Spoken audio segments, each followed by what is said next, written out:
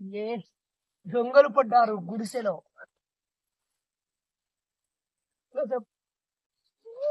గుడిసె అరకు రిసార్ట్ ఎందులో పద పద పద దూరేసేస్తా.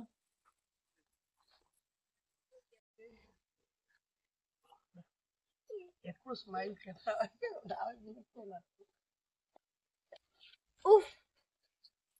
రే. చలో ఇదంతా గ్రీనరీ ఉండి ఎట్లుండాలి.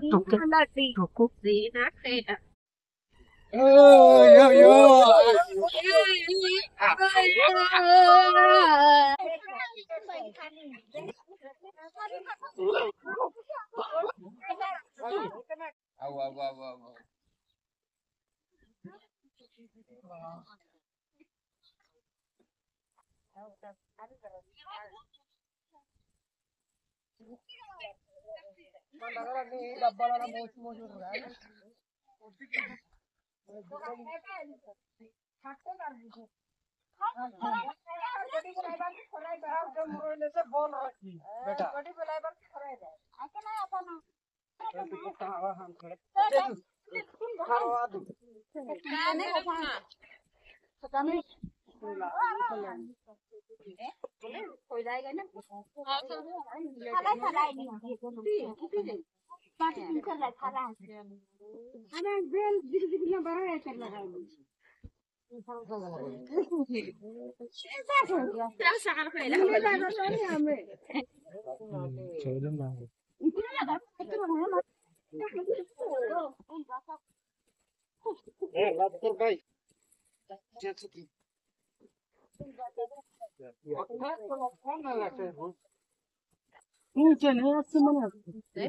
మా ఎస్టీ కాదు, మేము కూడా మీ ఎస్టీ. కాకపోతే మేము మొత్తం చదువు మీద దృష్టి పెట్టినాము. మీరు టీవీలు చూడడం ఆపేసి సాయంత్రం రాగానే ఏం చెప్పిండు సారు అని అన్ని పుస్తకాలు తీసి చదవని అడగాల. మీరే టీచర్లు అయిపోవాలా. లేకపోతే ఏమవుతారంటే ఇంకా బయటికి పోయి బాగా చదువుకున్నాడు అనుకుంటారు.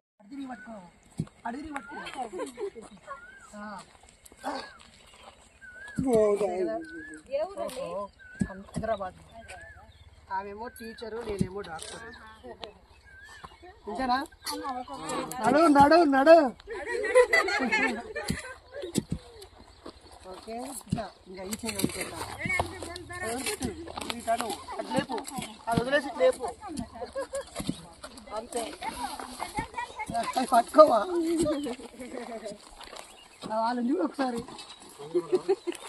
ప్రీ వెడ్డింగ్ మనమేమో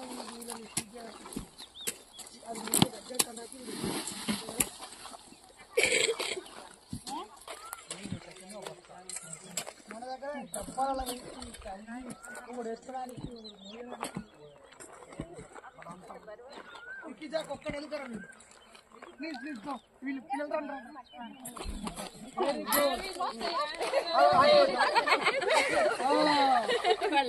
వెరీ గుడ్. ఐస్ క్రీమ్ కావాలి మమ్మీ, చాక్లెట్ కావాలి మమ్మీ అంటారు. Good bye.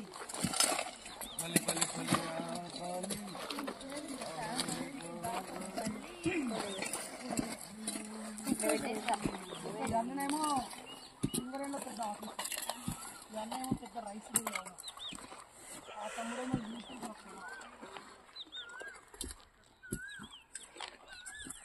పొలం వాళ్ళు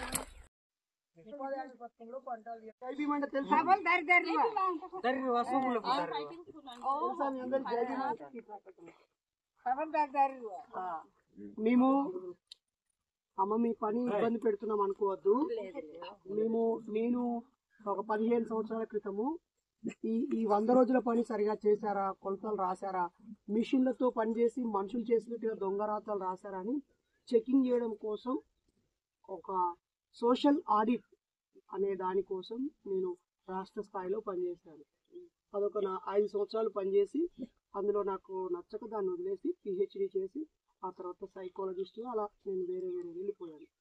ఇది 2005లో సోనియా గాంధీ, మన్మోహన్ సింగ్ కలిసి అనంతపురం జిల్లా బండ్లపల్లి అనే గ్రామంలో వైఎస్ రాజశేఖర రెడ్డి ఆధ్వర్యంలో దీన్ని ప్రారంభించారు. దీని ప్రధాన ఉద్దేశం వలసలు వెళ్లకుండా ఆపడము, అక్కడ స్థానికంగా అభివృద్ధి చేయటము, ఆ తర్వాత వాళ్ళు పనిచేసిన దానికి డబ్బులు ఇవ్వటం. అరుణారాయ్ అనే ఒక ఆవిడ ఉంటుంది, మజ్దూర్ కిసాన్ శక్తి సంఘటన అని రాజస్థాన్లో ఆమె పోరాటం చేసింది. అక్కడ తినడానికి తిండికి లేక చచ్చిపోతున్నప్పుడు తర్వాత బియ్యం పని చేస్తే బియ్యం ఇచ్చేవాళ్ళు మొదట్లో.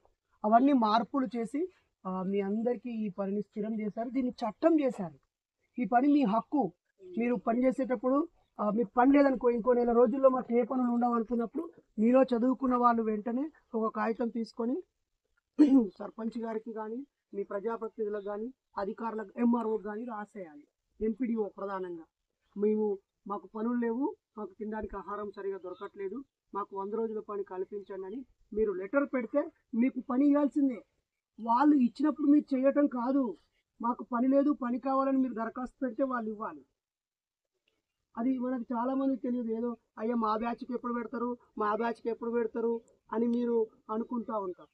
మీకు కనీస వేతనం రావాలనేది, తర్వాత మీరు పిల్లలు వస్తే వాళ్ళ సెక్యూరిటీ ఇవ్వాలని, మీకు ఒక ఫస్ట్ ఎయిడ్ బాక్స్ ఉండాలని, వాటర్ తెచ్చిచ్చే వాళ్ళు ఉండాలని ప్రతిదా చట్టంలో రాశారు. మా తర్వాత మేము కూడా 2006 సంవత్సరం అంటే 18 సంవత్సరాల క్రితం మేము కూడా అపార్డ్ ఉమ్మడి ఆంధ్రప్రదేశ్ ఉన్నప్పుడు అక్కడ రీసెర్చ్ జరిగితే నేను 15 days అక్కడ ఉన్నాను.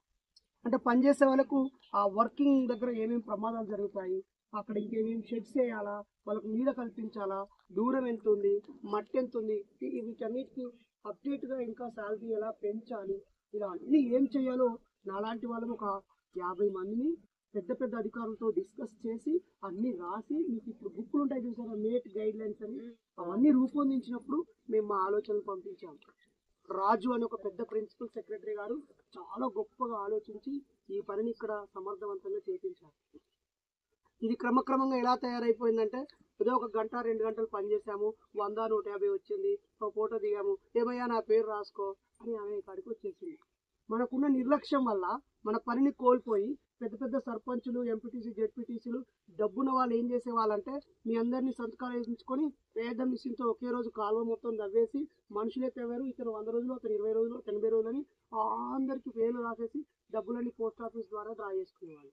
అలా దొంగ మస్టర్లు ఉండొద్దని మస్టర్లు స్కానింగ్ చేయడము, మీ ఫింగర్ ప్రింట్స్ స్కానింగ్ చేయడము, అది చెక్ చేయడానికి ఒక ఆఫీసర్ రావడము, వాళ్ళ మీద కేసులు పెట్టి జైల్లోకి పంపించడం. సోషల్ ఆడిట్ డిఆర్పీగా ఎస్ఆర్పీగా ఉన్నప్పుడు 200 మందిని, ఒక 100 మంది వరకు ఉద్యోగాలు చూసేసాము, ఇంకొంతమందిని జైలుకు కూడా పంపించాము. చైర్మన్ అక్కడ ఉన్న వాళ్ళు కూడా జైలుకు వెళ్ళిపోయారు. ఎంపీడీఓలు, ఎంఆర్ఓలు, టెక్నికల్ అసిస్టెంట్లు, ఫీల్డ్ అసిస్టెంట్లు, కంప్యూటర్ ఆపరేటర్లు, డబ్బులు వంచే పోస్ట్ మ్యాన్, ఇలా ఎక్కడ అవినీతి జరిగితే అక్కడ వాళ్ళని తీయడం, చర్చించడం, నిజ నిర్ధారణ చేయడం. అప్పుడు ఇందిరమ్మ ఇల్లు అని ఉండేది, ఆ ఇల్లు నిర్మాణం కోసం బేస్మెంట్ ఇప్పుడు మీకు తెలుసో లేదో, మీరు బావి తవ్వుకోవచ్చు, మీ పొలంలో బావి తవ్వుకోవచ్చు, ల్యాండ్ చదువు చేసుకోవచ్చు, లెట్రిన్ కుండీ కట్టించుకున్నా కూడా మీకు మస్టర్స్ ఇచ్చి డబ్బులు ఇవ్వాలని, అంటే పని ఇవ్వాలి, శ్రమ చేసేవాడికి డబ్బులు ఇవ్వాలనేది దాని ఉద్దేశం. ఎంతో మంది పెద్ద పెద్ద గొప్ప గొప్ప వాళ్ళు ఆలోచించి చేసిన పథకం ఇది. కాబట్టి మీరు మీ హక్కులు తెలుసుకోవాలి, బాధ్యతగా పని చేయాలి, ఆరోగ్యం కాపాడుకోవాలి. హక్కులతో మాట్లాడే ప్రతి ఒక్కరికి బాధ్యత కూడా ఉంటుంది. నాకు నీళ్ళు లేవు, మాకు అది లేదు, ఇది లేదు కాదు, నీ పనేది, నీ శ్రమేది, నువ్వు నిజంగా తిండి కోసం పనిచేస్తున్నావా, నీ పని నీ హక్కు. మీరెవరు బానిసలు కాదు. నీ ట్రాక్టర్ ఉన్నాయినా, 10 ఎకరాల పొలం ఉన్నాయినా ఈ మట్టి పారబట్టుకొని మీతో సమానంగా పనిచేయచ్చు. ఇది ఒక సమానత్వానికి కూడా దారితీసే గొప్ప అవకాశం. మీ అందరికీ నా రిక్వెస్ట్ ఏంటంటే అమ్మ, దయచేసి ఈ పని మంచిది, పని చెయ్యండి. చదువు మంచిది, చదవండి. చదివిన వాళ్ళు కూడా పని చేయాలి. పని చేయకుండా నేను చదువుకున్నానని జేబులో చేతులు పెట్టుకొని స్టైల్గా ఉండకూడదు. పని చేయాలి, చదవాలి, గొప్పగా బతకాలి. అంతేకాకుండా ఇక్కడ మీకు గిరిజన సంఘం ఉంది కదా, ఇక్కడ గిరిజన సంఘము, ఆదివాసీ సంఘాలు ఉన్నాయి కదా, వాటి కోసం కూడా ఇక్కడ జరిగే చట్టాల వెసులుబాటు కోసము, చట్టాల కోసము మేము మా వంతు పాత్ర పోషిస్తూ ఉంటాం. అంటే మేము ఇప్పుడు ఒక పెళ్లి చేయడం కోసం వచ్చి దారిలో వెళ్తూ ఇక్కడ ఆగాము. ఈ వాటర్ ఫాల్స్ దగ్గర స్నానం చేద్దామని వచ్చాము. మీరు పని చేస్తుంటే నా కొడుకులకి డాడీ పని ఎంత కష్టంగా ఉంటుంది, మనుషులు ఎంత ఇబ్బంది పడుతూ జీవిస్తారో వీళ్ళకి చూపించాలని ఇక్కడ తీసుకొచ్చాను. లేదంటే వాటర్ ఫాల్ దగ్గర ఇట్లా స్టీల్ పెట్టుకొని ఫోటోలు దిగొచ్చు, వీడియోలు చేసుకోవచ్చు. కానీ వీళ్ళకి మట్టి విలువ తెలియాలి, మనుషుల విలువ తెలియాలి, శ్రమ విలువ తెలియాలని ఇక్కడ తీసుకొచ్చారు. ఓకేనా? మీరందరూ వీళ్ళని ఆశీర్వదించాలి. బాగా చదువుకొని బిడ్డని చెప్పండి వీళ్ళకి. ఓకేనా? ఓకేమా? అలాగే మేము మూఢనమ్మకాలని నమ్మొద్దు, దయ్యాలు భూతాలు చెడుపు చిల్లంగిని మీరు పాటించొద్దు అని మిమ్మల్ని మేము రిక్వెస్ట్ చేస్తున్నాం. దయ్యాలు భూతాలు ఎక్కడ ఉండవు. మీరు ఏదైనా దేవుడికి దండం పెట్టుకుంటే ఇలా దండం పెట్టుకోవాలి తప్ప దానికి మేకను కోయడం, గొర్రెను కోయడం, కొబ్బరికాయలు కొట్టడం, ఎప్పటికో వెళ్ళి డబ్బులని తగలేయడం, జ్వరం వస్తే హాస్పిటల్కి వెళ్లకుండా భూత వైద్యుడి దగ్గరికి వెళ్ళడం, మంత్రగాళ్ళ దగ్గరికి వెళ్ళడం, ఈ అమ్మవార్లు దేవత తూడే వాళ్ళు చెప్పారని అవన్నీ కూడా నమ్మకాలు. సరేనమ్మా? అందరికి ఒక నిమిషం. మా ఆవిడ పెళ్లి చేసుకున్నది వేరు వేరు కులాలు. మీ ఊళ్ళో ఎవరైనా వేరు వేరు వాళ్ళు పెళ్లి చేసుకున్నా మీరు మంచిగా బతుకొని అనాలి తప్ప అలా చేసుకోవద్దు అనొద్దు. మంచిగా బతుకోవచ్చు కదా. ఈమె బాగా చదువుకొని టీచర్ అయింది పెళ్లి అయిన తర్వాత. ఒక్క నిమిషం ఈమె కూడా మీకు మాట్లాడాలని కోరుతున్నాను.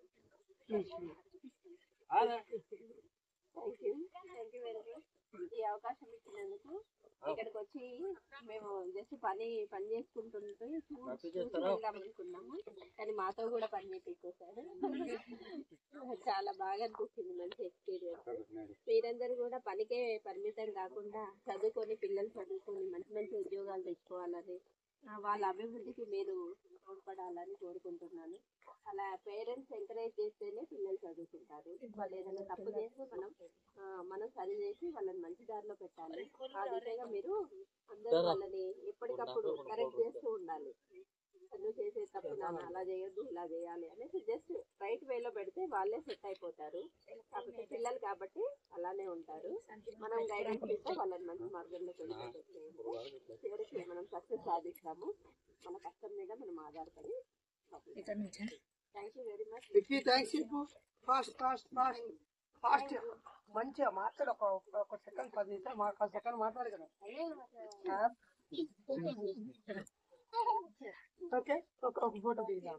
సుజాతరా అమ్మ పక్కన నించోరా, ఒకరి పక్కన ఒకరు.